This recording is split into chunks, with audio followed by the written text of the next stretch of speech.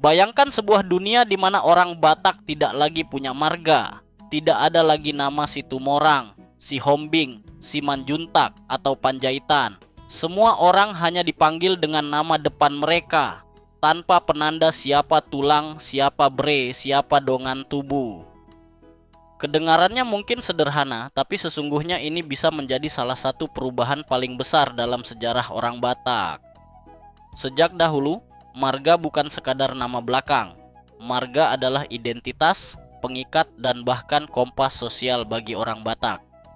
Lewat marga, kita tahu garis keturunan, kita tahu siapa yang harus kita hormati, siapa yang kita panggil tulang, dan siapa yang tidak boleh kita nikahi. Sistem ini bukan sekadar tradisi, tapi juga aturan hidup yang menjaga keseimbangan dalam masyarakat Batak.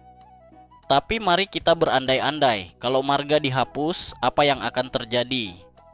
Pertama, mungkin tidak ada lagi aturan perkawinan yang begitu ketat. Tanpa marga, siapapun bisa menikah dengan siapa saja, bahkan dengan orang yang dulu dianggap semarga. Dari satu sisi, ini memberi kebebasan total. Anak muda tidak lagi terbentur tembok tradisi saat jatuh cinta. Tidak ada lagi istilah dilarang menikah karena semarga. Cinta bisa lebih bebas, lebih luas.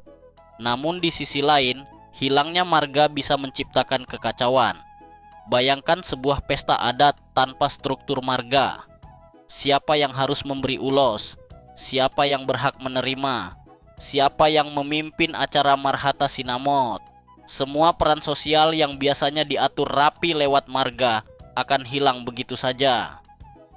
Adat Batak bisa ambyar hanya karena satu hal.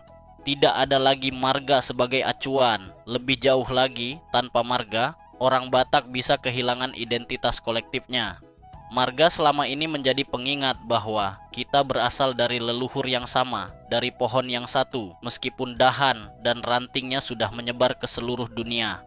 Tanpa marga, pohon itu seakan ditebang, dan kita hanya menjadi daun-daun yang tercerai-berai. Namun, di zaman modern ini, banyak anak Batak yang mulai mempertanyakan relevansi marga. Sebagian merasa marga hanya formalitas.